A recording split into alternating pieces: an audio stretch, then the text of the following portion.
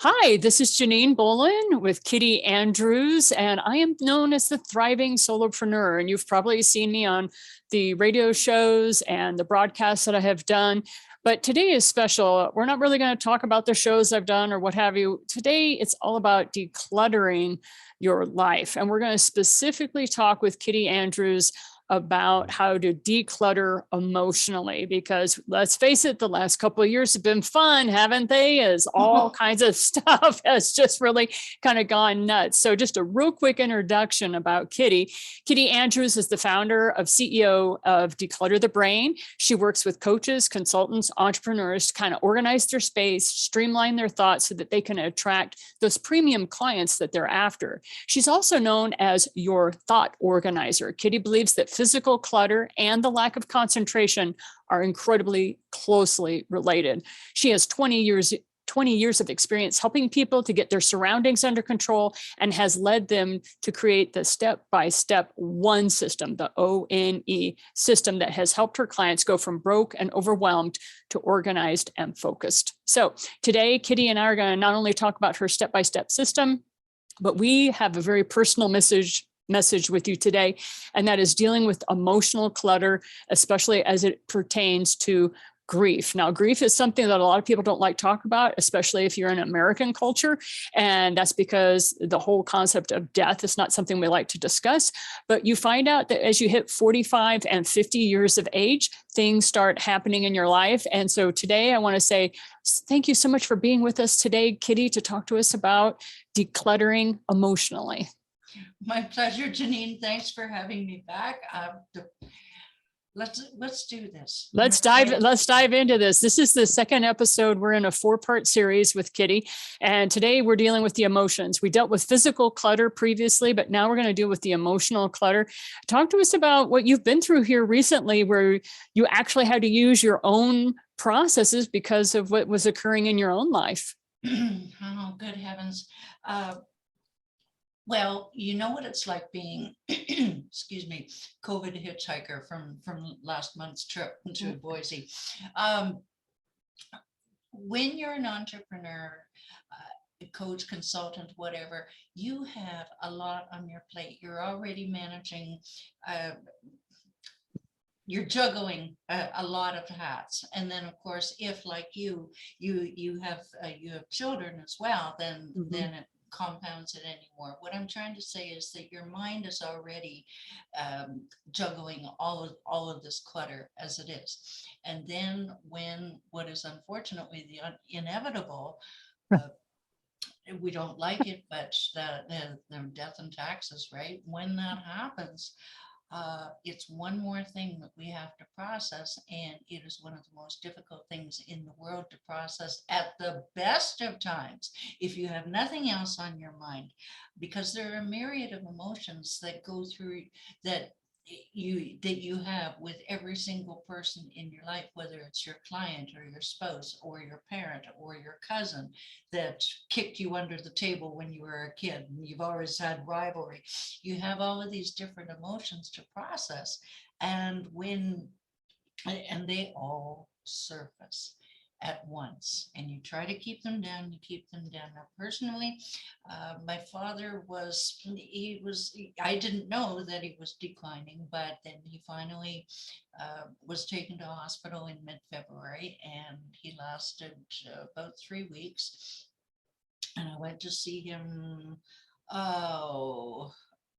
It wasn't every day, but it was close enough to being that way, on top of running the business. And the good Lord took him on March 8th. And that was a transition into, okay, what do I do now? Now, transitions are different when you realize that someone is ill, and you're hoping and you're hoping and you're hoping that everything is going to go okay. And then the doctors try to make you realize it's probably not going to be okay. All right, you transition into that. This is more stuff weighing on your brain. Do you see the building blocks coming up, Janine? Yeah, I do. And then the eventual passing. okay, what do I do now? And you may not have an idea what to do about an estate or anything like that. And I'm the only child. I'm in charge. So okay, what do I do? And that's what's been happening. And I've made it through reasonably unscathed. Am I completely caught up on everything? No, because I only realized this a few days ago. My brain wouldn't let me. I couldn't even touch his papers for the lawyer.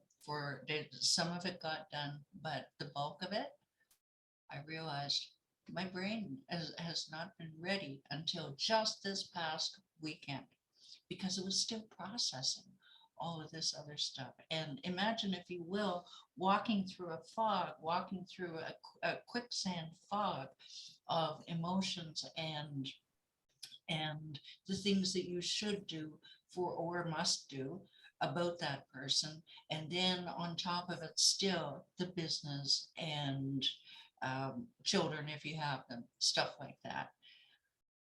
Yeah, your day-to-day responsibilities. And I'd like to share with people that from 2019 to 2022, I lost 9 significant people in my life. So I now find myself at a place where I am only 58 years of age, and I have nobody above me, so to speak, in the hierarchy of family on my mother's side or my father's side. I'm it. So as the so-called matriarch, there's all these estates that need to be dealt with. And as you are finding out, Kitti, and others will find out, it takes almost a full year. It usually takes 18 months to clear out an estate. And that's not dealing with the physical. We're just talking about the emotional aspects of it, as well as the legal aspects of it. And if your person died without a will or what have you, it could take even longer. It can take up to 2 years. And so what we're saying here in this episode is, please be gentle with yourself.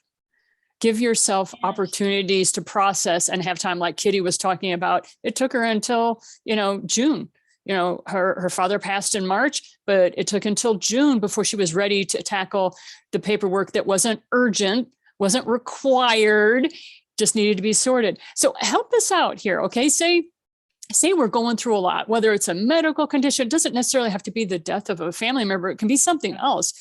And you're having to deal with this emotional stuff. What are some tips you can give us to help us work through some of that emotional clutter? The absolute number one thing that leaps out at me that you may or may not be surprised, structure.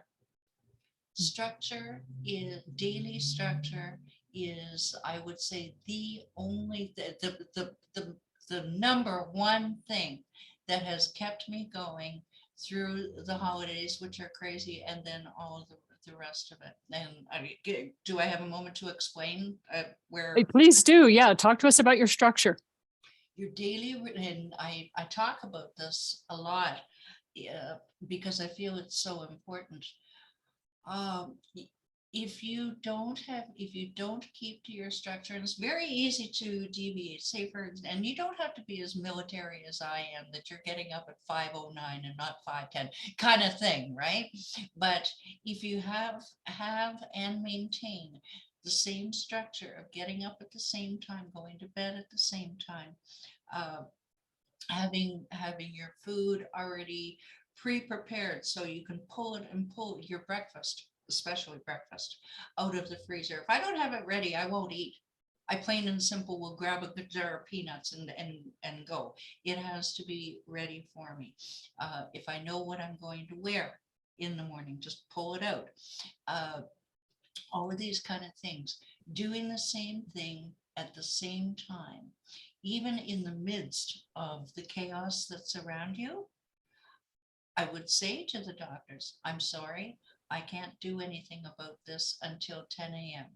And I didn't tell them the reason why, but it was because I had to eat. And I knew that you know what I mean? Like Yes. it was my brain's way of maintaining control so that I didn't go kerflooey, because if I go kerflooey, everybody else is going to go kerflooey, and my clients, everything, right? Right. So maintain that control with your structure so that your brain understands everything is going to be okay.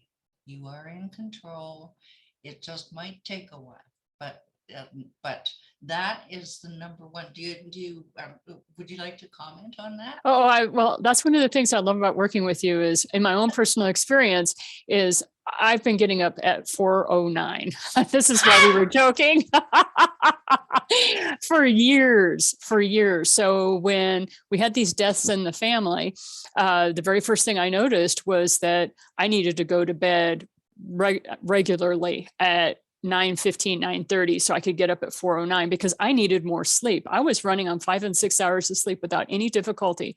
I had to have 8. Then on the weekends, I did something I hadn't done in years. I was sleeping in until like 6 or 7 a.m., which for some people, they're just looking at this going, are you insane? But emotionally, I was there. And so, yeah, I want to say that structure is important, and then give yourself a couple of days during the week where it can go out the window. So you have the release, and that really is helpful. Now, this is helpful no matter what kind of emotional thing you're going through, whether it might be a divorce, a medical transition. It doesn't necessarily have to be death, but we're focusing on that because of what's happened over the last couple of years. And people are just now in a place where they can actually start dealing with grief. So emotional clutter can be debilitating, or you can work through it with structure.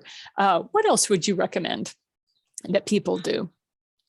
Structure, and you already mentioned about being kind to yourself, going a little bit easier, because as coaches, consultants, entrepreneurs, we're generally type A personalities. Many are ADHD and can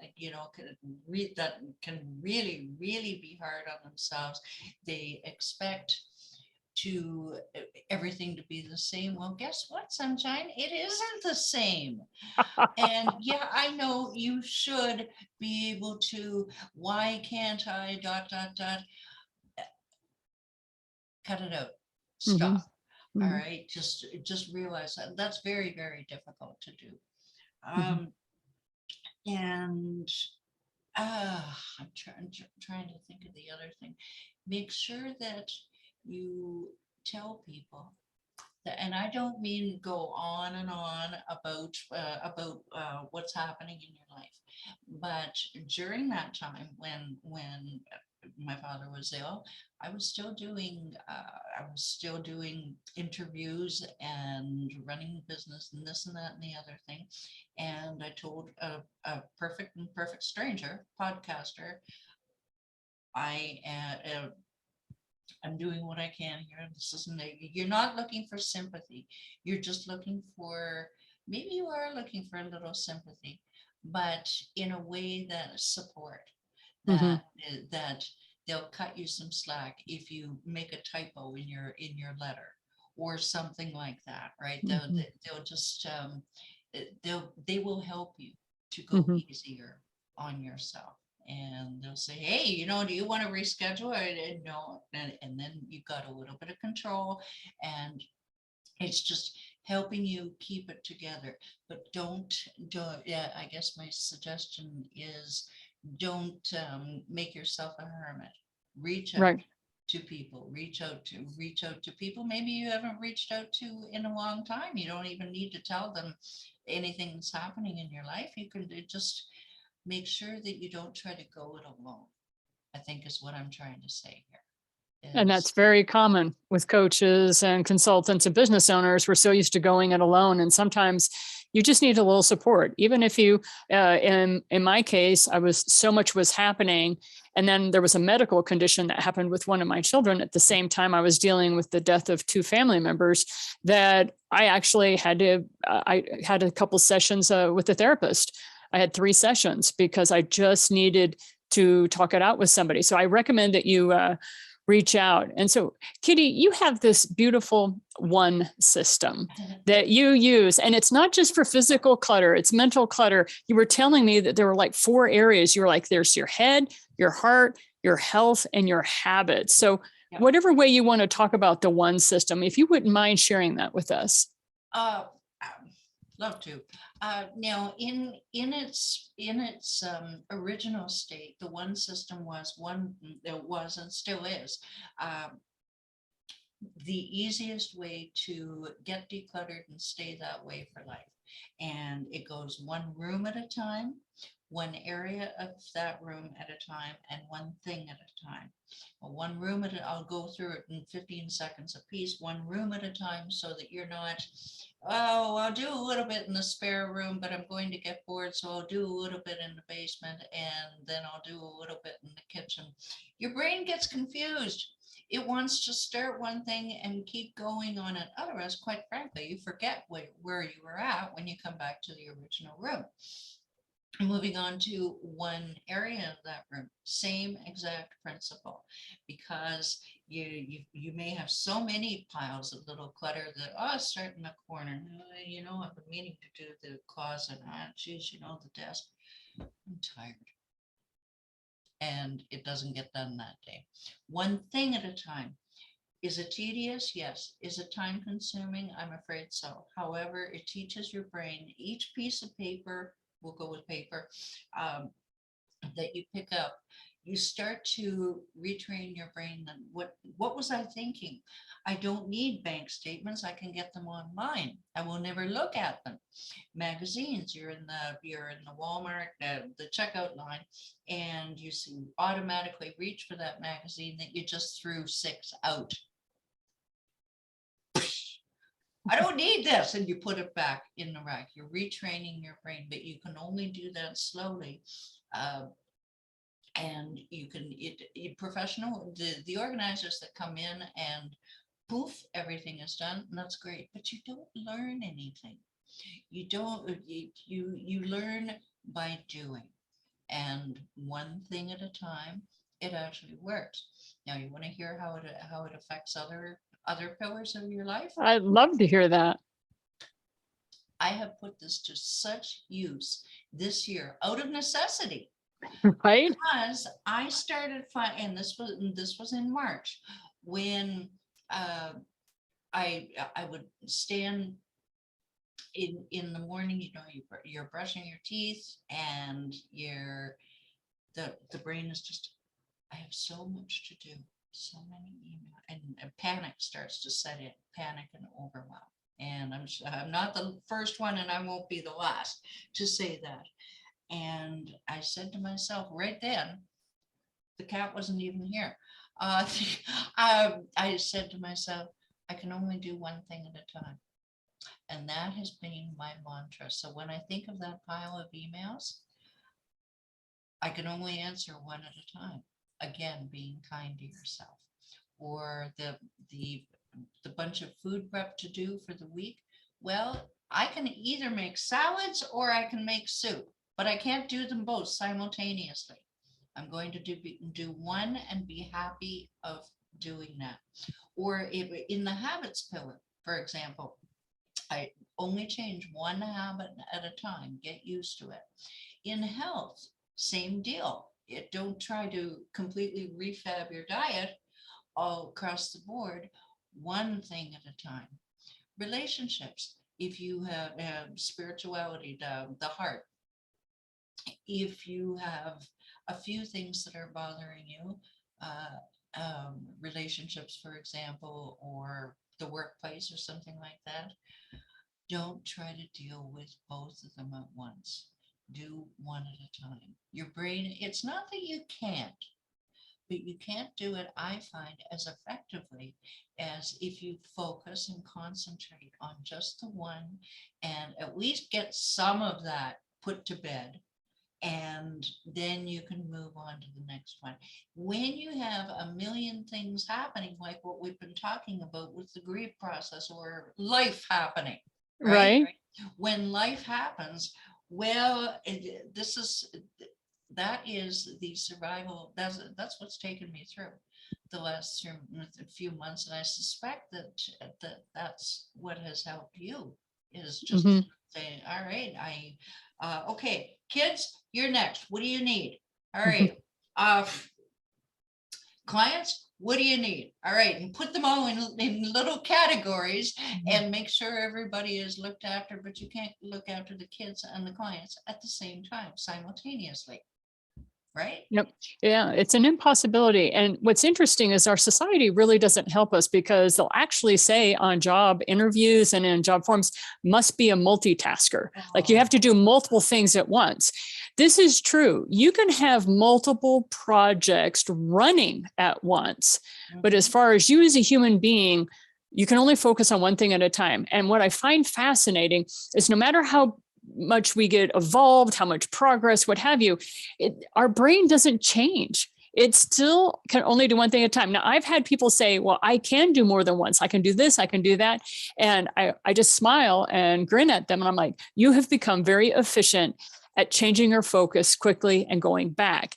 But technically, your brain is still only focused on one thing at a time, and you're using your peripheral vision. You see this a lot with entertainers. They'll use their peripheral vision to get cues, from outside with them, or broadcasters like myself, we get cues from our team or what have you.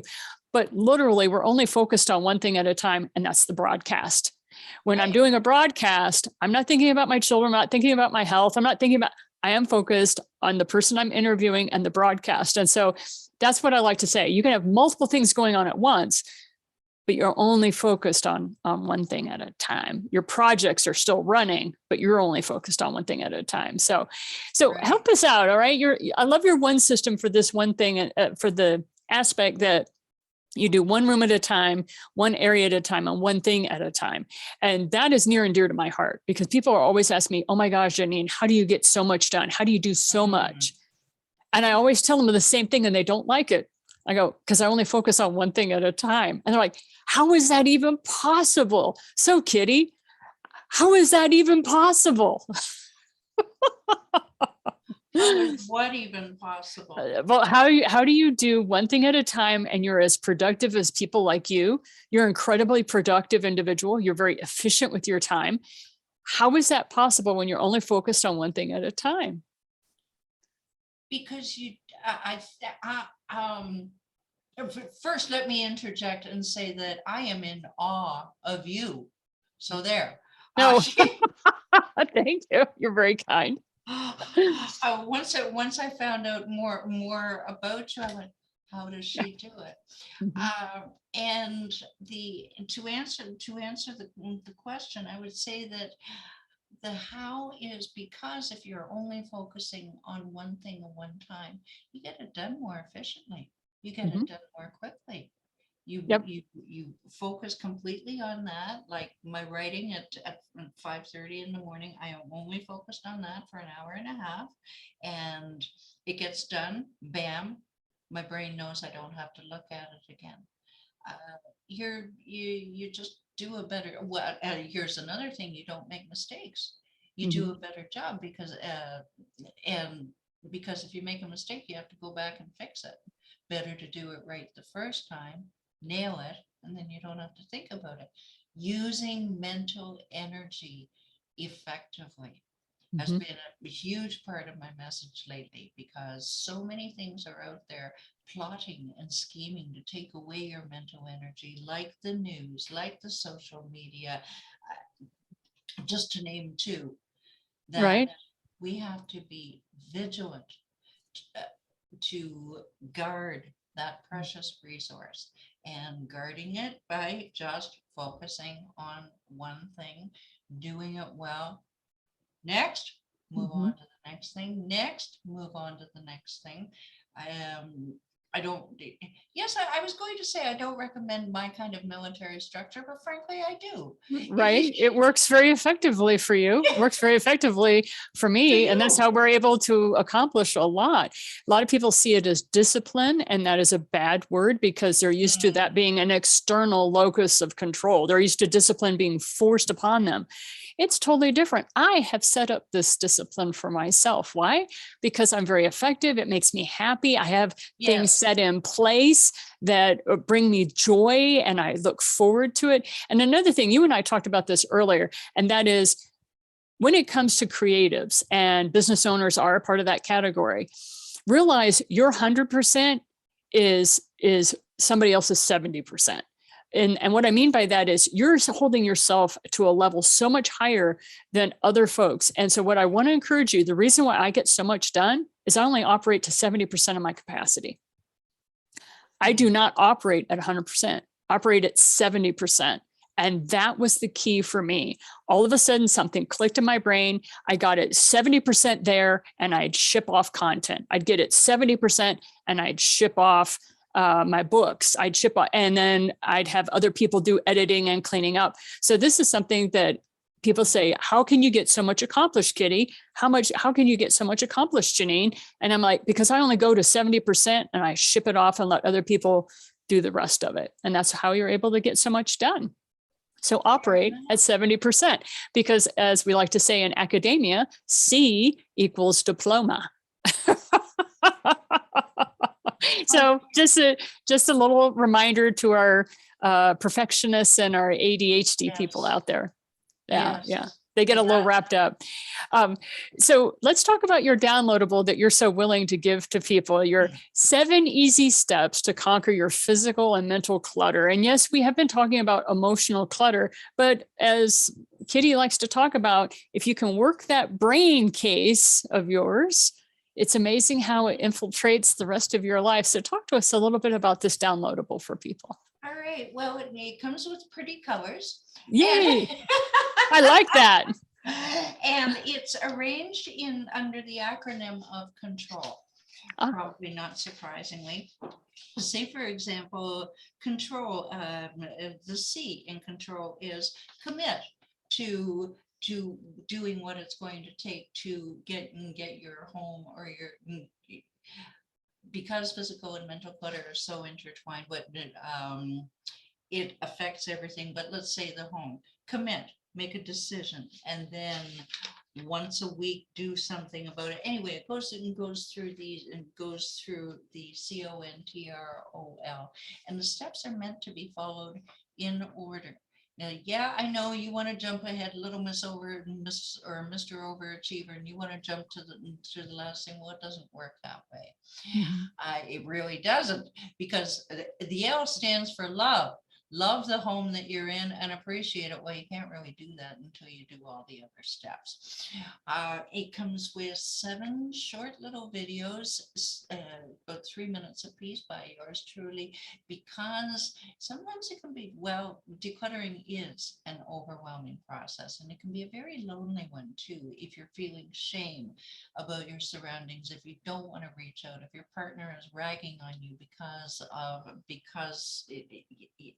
it's just not a good situation, it can be a very lonely process. So it comes with those short little videos.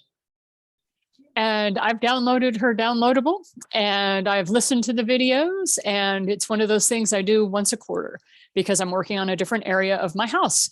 And so I just want to let you know, I love what Kitti has to offer. I totally support her work and how she does it. I've used her system. And as you know, on the Thriving Solopreneur, I do not promote things I don't use. And I just want to let you know, her system is lovely. So if you need a little bit of extra help, Kitti, where can people reach you to get a little extra help and coaching from you?